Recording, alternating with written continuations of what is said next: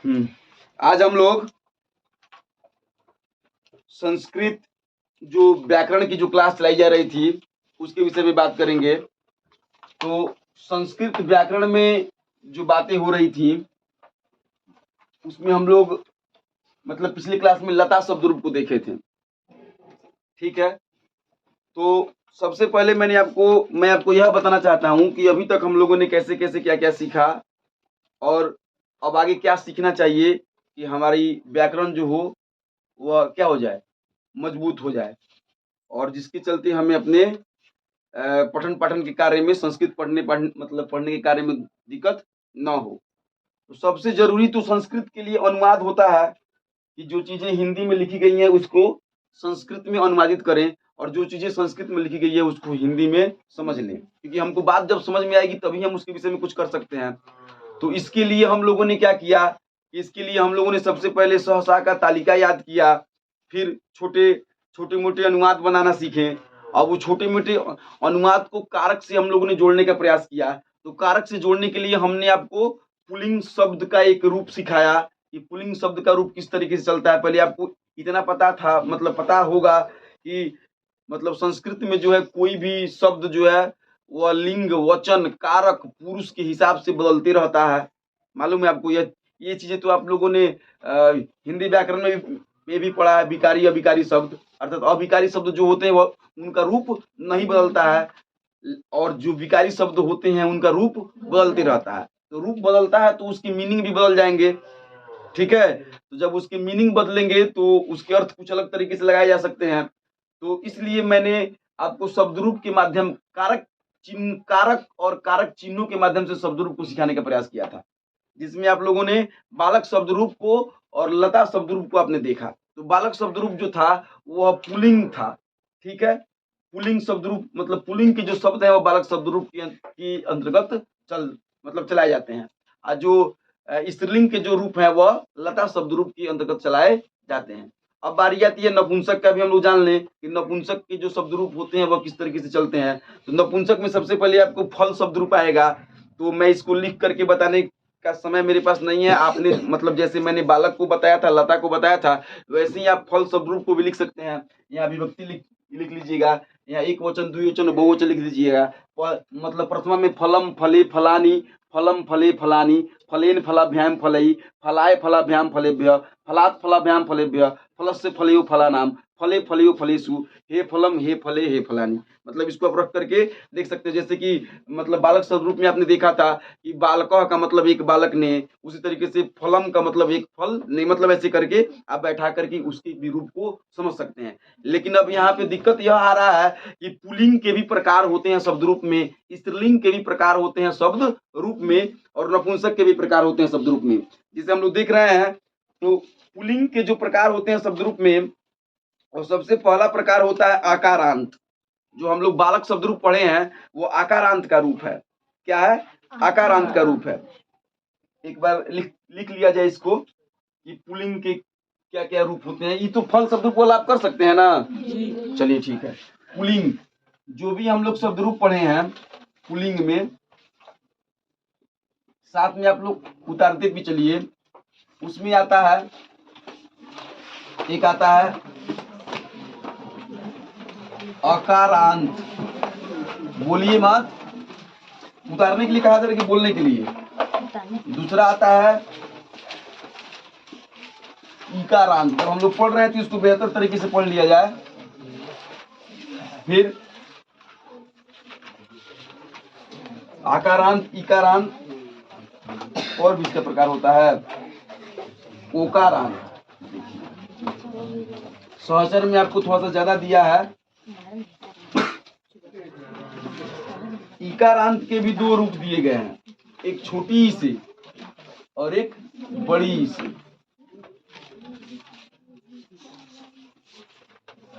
फिर उकारांत,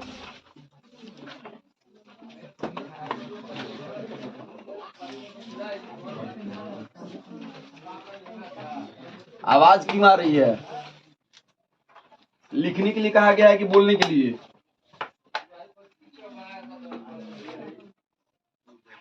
रिकारांत। ठीक है।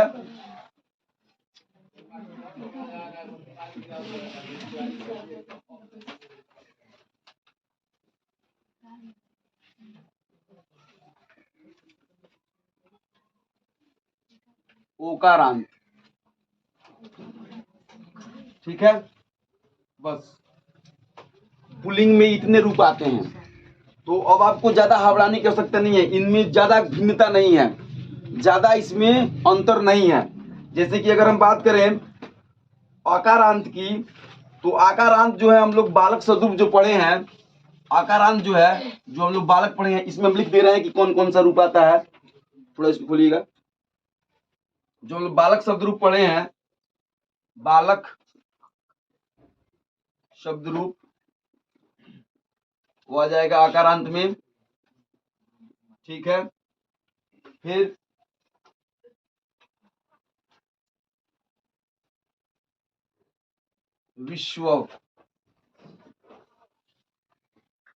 विश्वपा शब्द रूप, फिर राम शब्द रूप, यकारांत में आ जाएगा। इकारांत पुल्लिंग में आ जाएगा मुनि शब्द रूप, मुनि शब्द रूप। फिर पति शब्द रूप, सखी शब्द रूप, ठीक है। फिर आगे हम लोग बात करेंगे, इकारांत में ही आ जाएगा राजा शब्द रूप। अब इस इकारांत में आएगा सुधी शब्द रूप, सुधी, ठीक है। फिर उकारांत में आएगा साधु,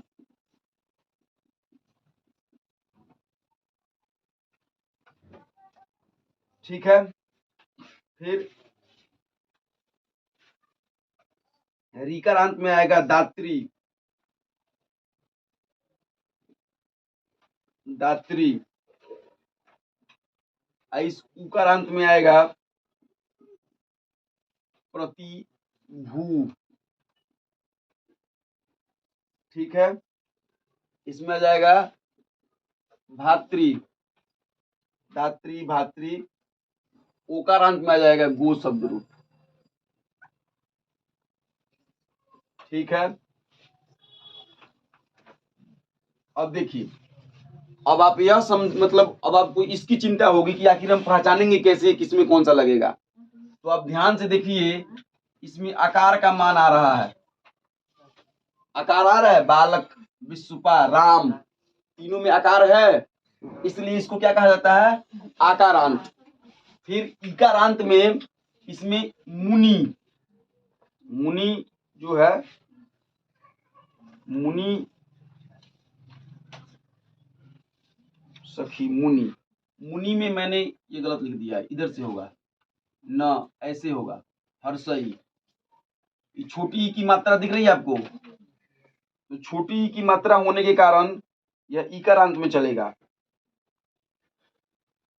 ठीक है। आप जो राजा शब्द रूप जो सोच रहे हैं कि राजा में तो आकार है, तो राजा हिंदी शब्द है, इसका संस्कृत शब्द क्या होता है, भूपति भी होता है, नरेश नहीं, मतलब रागी भी होता है, इसलिए इकारांत में इसको रखा जाता है, समझ रहे हैं।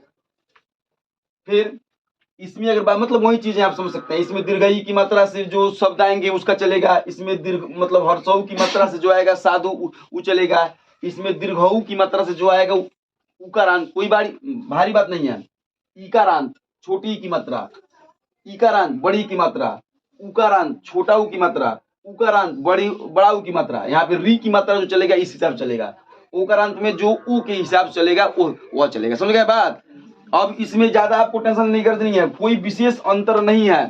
जैसे कि हमने बालक शब्द रूप याद मतलब किया था, क्या याद किया था, बालक शब्द रूप। सखी नामक जो शब्द है वो इकारांत है, क्या है, सखी, सखी मतलब मित्र। मित्र नामक जो शब्द है वह ईकारांत है। मैं आपको धीरे धीरे पॉइंट बता रहा हूं, आप लोग पहले समझ लीजिए तब लिखिए, क्योंकि आप लोग लिख रहे हैं तो समझ नहीं रहे हैं और सिर्फ लिखने के चक्कर में। पहले समझिए, बाद में लिखने का मैं आपको मौका दूंगा। सुनिए, मैं अगर सखी नामक शब्द की बात करूं, यह ईकारांत का शब्द है और इसका यदि मैं क्या करूं कि शब्द रूप बनाऊं तो देखिए कैसे हो रहा है। बालक में हम लोगों ने क्या पढ़ा था? बालकः बालकौ बालका पढ़ा था। अब सखी में क्या है?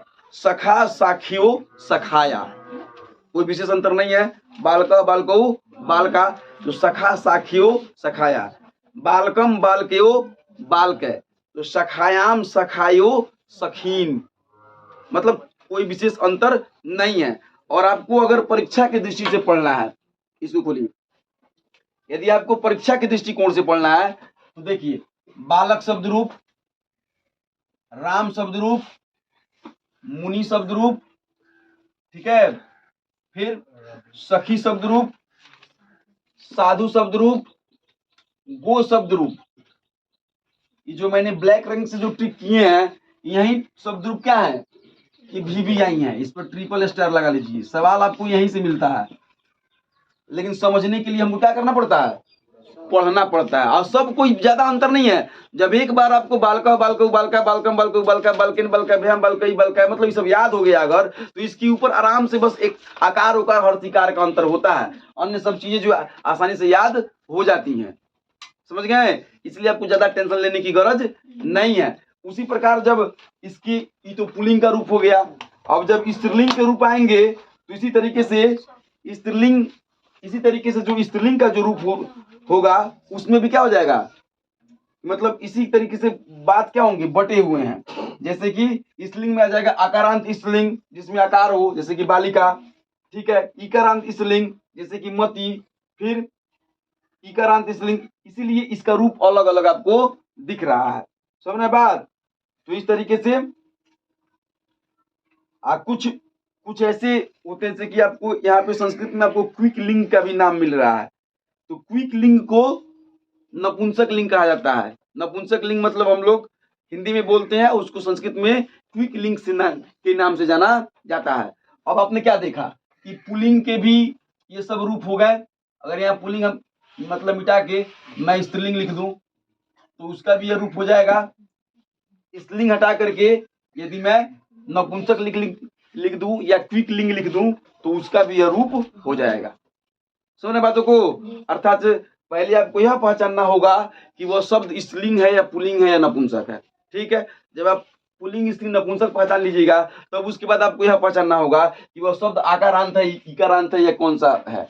जिसमें हर्षऊ लगा हो, जिस शब्द में हर्षऊ लगा हो कहीं भी तो उकारांत में आ जाएगा। जिसमें दीर्घऊ लगा हो वो अभी उकारांत में आएगा, विभूति के हिसाब से चलेगा।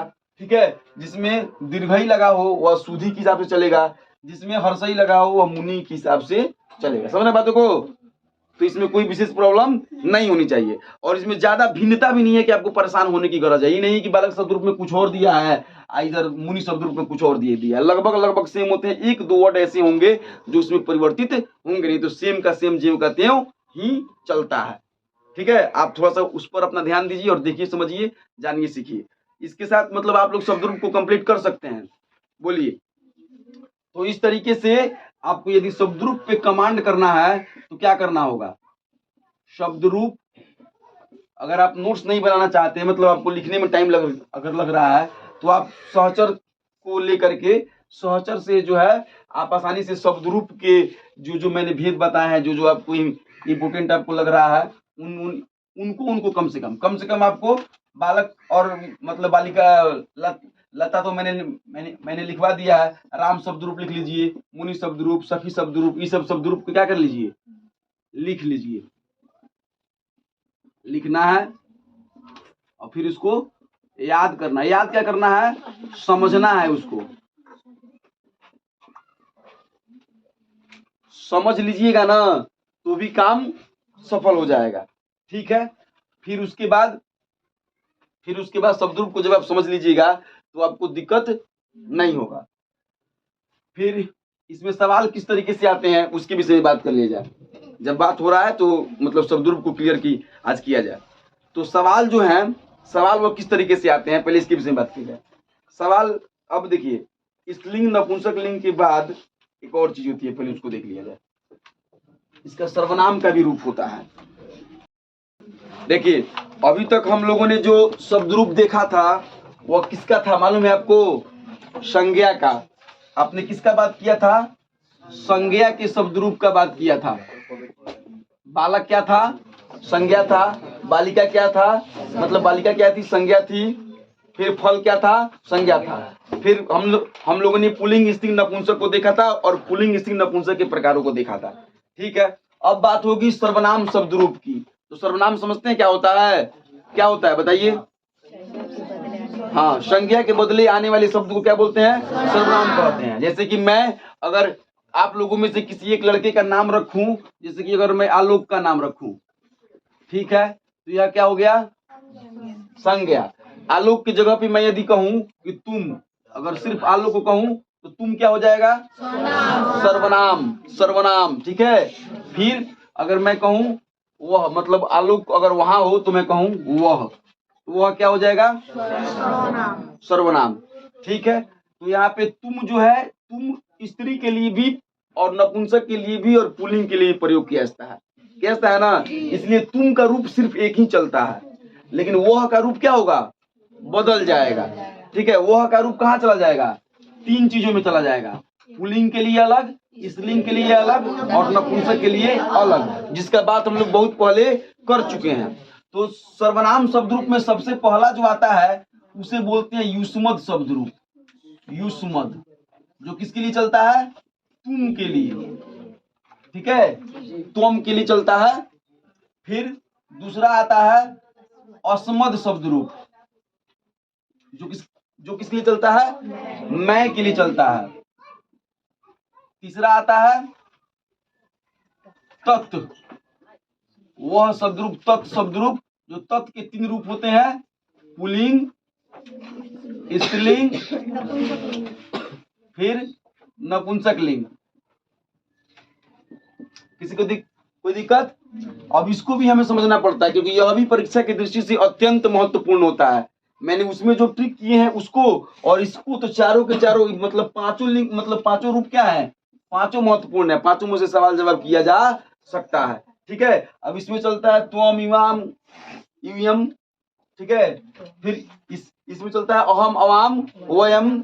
इसमें चलता है पुल्लिंग में सह, तऊ, ते, साते, ता, तत्, ते, तानी।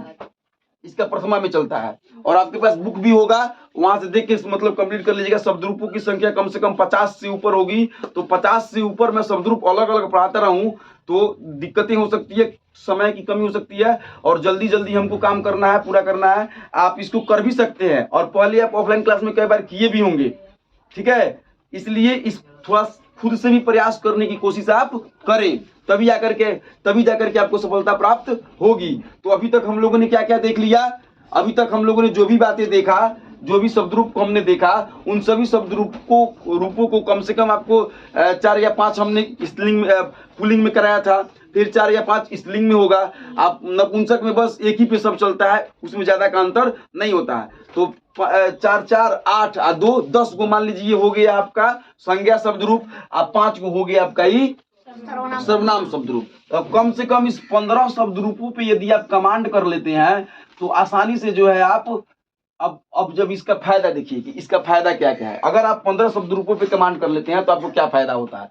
सबसे फायदा नंबर 1 देखिए, फायदा आपका सबसे पहला यह होगा कि जो परीक्षा होता है 10th क्लास का, उसमें सवाल पूछी जाती है कि बताइए कि मतलब जैसे कि अगर बात किया जाए कि तुभ्यम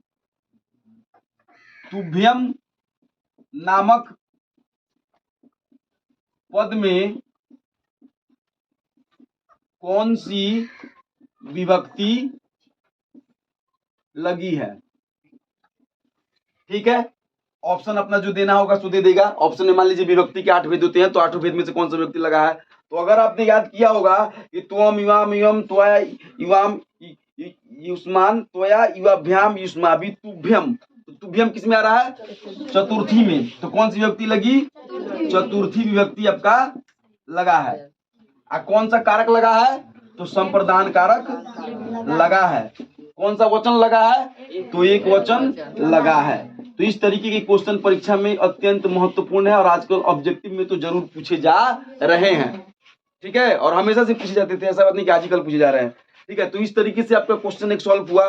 दूसरा फायदा जो है आपका वह यह हुआ, दूसरा फायदा आपका यह हुआ कि आप यदि कोई अनुवाद बनाने जाते हैं, अनुवाद अगर बनाते हैं जैसे कि तुभ्यम कौन सा रूप है?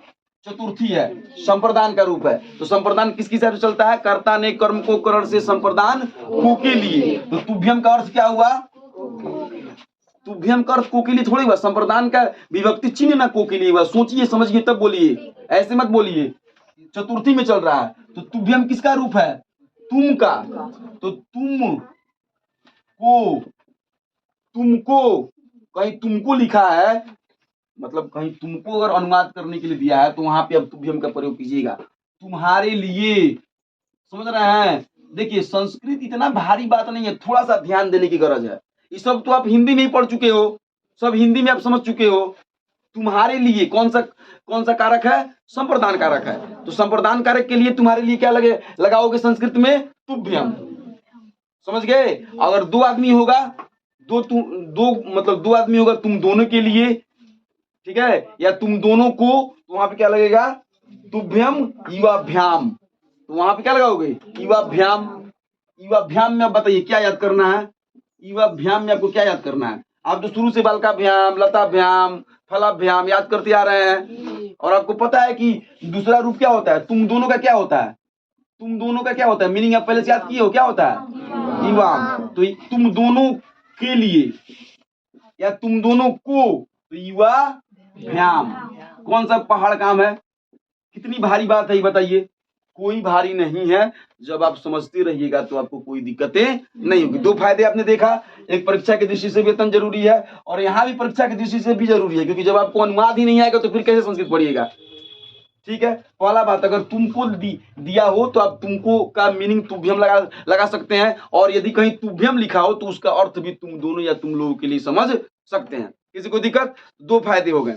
फिर तीसरा फायदा यह हुआ कि आपको जब ये समझ में आने लगेगा चैप्टर, जब आपको बातें समझ में आने लगेगी, तब तो आप आसानी से उस चैप्टर को समझ करके उसके क्वेश्चन आंसर को भी लिख सकते हैं। अर्थात संस्कृत को पढ़ने के लिए शब्द रूप की आवश्यकता अत्यंत जरूरी है। और चौथा फायदा यह है कि यदि आपको बालक शब्द रूप अगर याद है, अगर आप आपस में जब मित्रों के बीच बात करते हैं, कोई कहता है कि हमको 12 को शब्द रूप पूरा एकदम कंठस्थ याद है, कोई कहता है हमको 15 को याद है। संस्कृत जो है क्या है कि लैंग्वेज है, भाषा है, जो जबान से चलने वाली भाषा है, जिसको जितना याद है, जो जितना बार, जैसे कि बालक शब्द रूप है, आप 5 बार पढ़ते हैं, 6 बार पढ़ते हैं, हम 10 बार पढ़ते हैं, जो कोई 20 बार पढ़ता है तो 21वीं बार पढ़ेगा तो आपसे फ्रेश और साफ सुथरा सुंदर पड़ेगा, स्पष्ट पड़ेगा, सुस्पष्ट। आप लोग देखे होंगे बड़े बड़े पंडित जब महायज्ञ वगैरह जब होता है, जब वो लोग माइक में एकदम मतलब पूरी शक्ति से जब श्लोक बोलता है तो पूरा माहौल जो मतलब गूंज उठता है। तो संस्कृत एक भाषा है, एक सब मतलब एक ऐसा विचार है जो लैंग्वेज को बदल देता है और उसमें ताकत भरता है, दम भरता है। तो ज्यादा से ज्यादा याद करने में आपको कोई दिक्कत नहीं होनी चाहिए। तो मैं आशा करूंगा कि आज की इस वीडियो से और आज की अभी तक की क्लास से आप शब्द को कंप्लीट करिए, और शब्द को कंप्लीट करने के बाद मतलब अब हम लोग कल यहाँ 15 शब्दों के मतलब के विषय में ऑफलाइन क्लास में बात करेंगे, और वीडियो को मतलब ऑफलाइन क्लास में बात करने के बाद यदि आप 15 शब्द रूपों को कमांड कर चुके होंगे तो उसके बाद हमारी अब जो आगे वाली जो क्लास होगी वह कारक सूत्रों की होगी। किसकी होगी? कारक सूत्रों की। अभी तक आपने कारक विभक्तियों को देखा था, अब कारक में कौन कौन से सूत्र होते हैं, कहाँ पे द्वितीय कहाँ पे तृतीय, कौन सी मतलब सूत्र के आधार पे कौन सा शब्द लगाया जाता है, इसके विषय में हम लोग बात करेंगे। तो अब आज आप लोग का वर्क रहेगा कि आप लोग जो है क्या कीजिए कि इतने शब्द रूपों पर कमांड करने की कोशिश कीजिए, कोई भारी बात नहीं है। और यदि आपको कोई दिक्कत हो रहा है किसी शब्द रूप को याद करने में, समझने में, तो आप कमेंट कीजिएगा, मैं उस शब्द रूप को फिर दोबारा भी पढ़ा दूंगा, इसमें भी कोई दिक्कत की बात नहीं है। जैसे मैंने बालक को और लता को पढ़ाया है, वैसे ही एक दो और जो आपको दिक्कत होगा उसको मैं फिर दोबारा भी पढ़ा दूंगा। इसी के साथ आज का मेरा क्लास समाप्त होता है, और हम लोग फिर कल मिलेंगे इसी समय इसी तरीके से। चीज यहाँ पे छूट गया है, ठीक है ना? तत् शब्द रूप के बाद एक आता है अयम शब्द रूप। यह का भी तो रूप होगा, सिर्फ तुम और वह थोड़ी ना होगा, एक यह भी तो होगा। यह में भी पुल्लिंग होता है, यह में भी स्त्रीलिंग होता है, और यह में भी नपुंसकलिंग होता है। तो इसके भी 3 रूप होंगे। जो पहला कहलाएगा अयम शब्द रूप, दूसरा इदम, और तीसरा इयम। ठीक है, ये 3 रूप, तो 3 ये हो गए। अब कोई भारी नहीं होता है, जिस तरह यह होता है उस तरह से यह भी होता है। और जो चौथा मतलब तीसरा जो फायदा आपको मैं बताने वाला था, एक और फायदा देख लीजिए। इसमें एक और फायदा यह होता है, जैसे कि पूछ सकता है, सवाल पूछ सकता है आपको कि बालक शब्द रूप, ठीक है ना, षष्ठी विभक्ति द्विवचन क्या होगा? बताइए तो। बालक शब्द रूप षष्ठी विभक्ति द्विवचन याद किए ना? बालक शब्द रूप क्या होगा बताइए? बालकयो। षष्ठी में होगा बालकस से बालकयो। गुड, बालकयो। इस तरह से अगर आपको मतलब फायदा हो सकता है, और समझने में भी फायदा, अर्थ लिखने में भी फायदा, और अगर याद है तो ऐसी ऑब्जेक्टिव पर कमांड करने में भी फायदा। इस तरह से जो उसमें अधूरा हमने छोड़ रखा था वह पूरा होता है।